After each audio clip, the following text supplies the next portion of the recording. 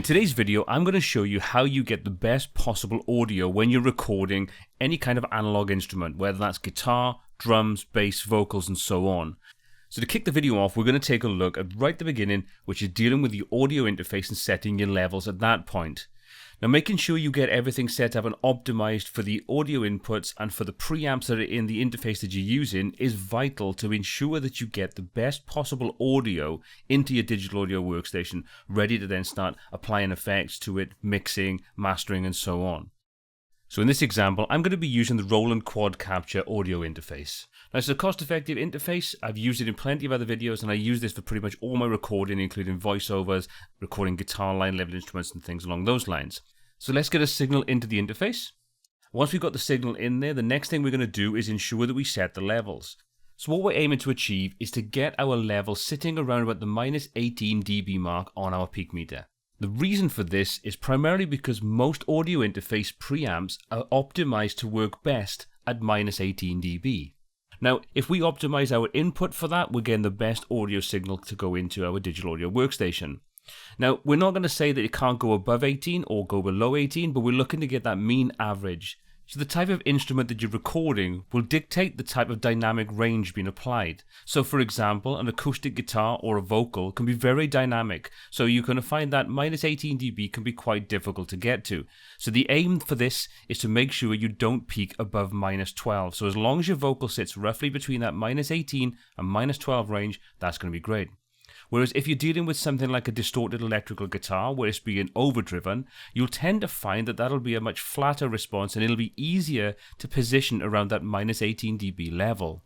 So one of the first things I find is worth doing when you're doing a recording session is to set Reaper up in such a way that it makes visually much easier to see exactly the levels that you're working with. So then when you're sort of recording something, you don't have to look at tiny little meters and hope that you can kind of figure out where you are on the levels. So what I do first of all is show you inside Reaper how quick and easy it is to set things up for a recording session as opposed to a mixing session where you do want to take note of these different levels. So first thing we're going to do is we're going to come to the track control panel, this area where we've got a normal view. Now, even though I'm using a different theme for Reaper, you're still going to find that this view is pretty typical with any kind of theme, even if it's the default theme. So what we're going to do is we're going to change this over to a much bigger meter. So if we right click, you can see we bring up a context menu, and if we scroll down, you can see we've got set track layout, and in there we've got a range of different options. We've got default, we've got the mixer panel, and the track panel. Now you may find you see some differences, again, depending upon what theme you're using, but you should still see the mixer panel and the track panel. So the track panel is this area, the mixer panel is this area at the bottom. So what we're going to do is we're going to right click on the track, we're going to come down to set track layout, and we're going to set the track panel, and you can see inside there we've got a whole range of different options for different styles of layouts. So what we're going to do is we're going to scroll right at the top, and you can see we've got the option for big meter.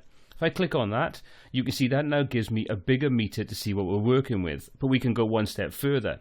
If we drag this over to the right hand side, because we don't need to worry too much about seeing the waveform, we're more interested in setting the levels at this point. So by doing that and just making this bigger, you can see we've got a lovely big meter that we can work with.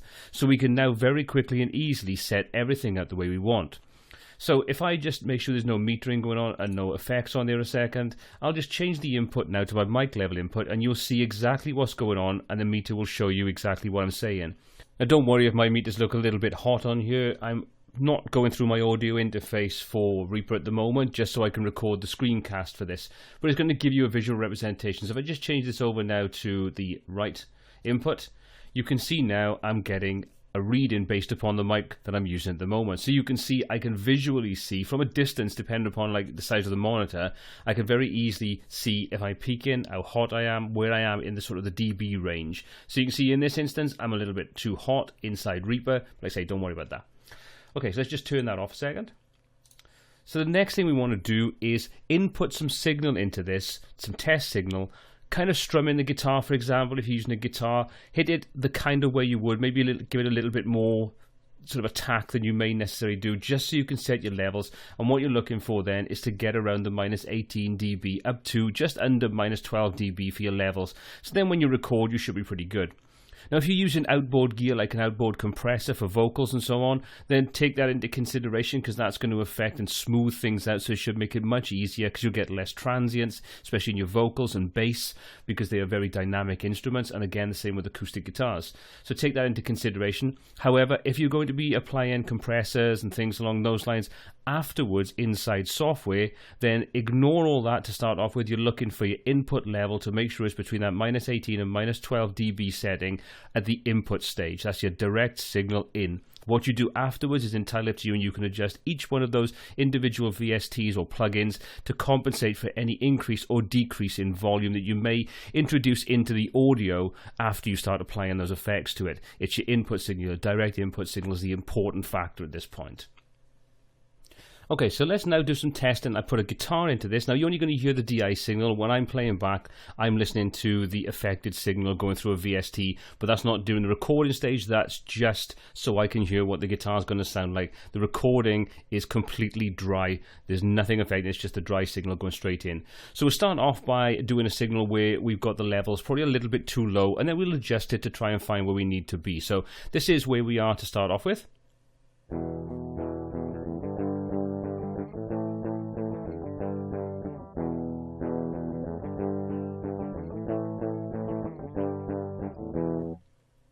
As you can see, we're probably just a little too quiet there, so we need to increase the input volume. So let's increase that a little bit.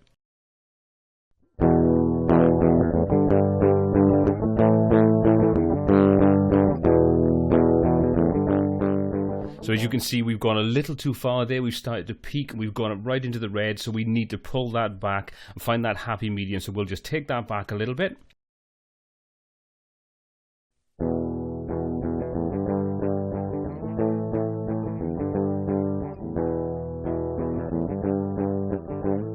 So there we go, that's looking much, much better. Now you can see we're sitting around the -18 dB, not peaking over -12 at any point. So we've got a really good signal going into our audio interface and going through into Reaper.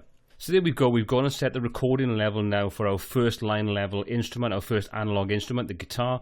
We just now need to go and repeat that for any other analog instrument or vocal track that we're going to put into our Digital Audio Workstation. Again, keeping that information around about the -18 to -12 dB. Depending upon the dynamics of it, will take a little bit more sort of finessing to get it where you need to be. But stick at it, because once you've got those levels in there, and you're operating your preamps on your interface at their sort of optimal levels, then you're going to find you've got a lot of headroom when it comes to mixing and applying effects and VSTs and all the kinds of things you need to do to get a fully fledged mix and a final recording. If you get it right at this stage, you'll make sure everything else is much, much easier for you to deal with. Anyway, that's all there is to getting your recording levels right through into Reaper itself or any other digital audio workstation. This is not based upon Reaper solely. You can use this with any kind of digital audio interface and any kind of software, digital audio software. It's all about setting those levels.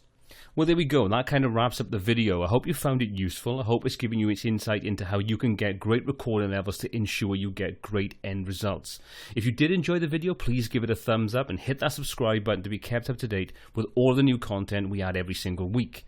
If you have any comments or questions on this video and the topics covered in it, please pop those in the comment section below.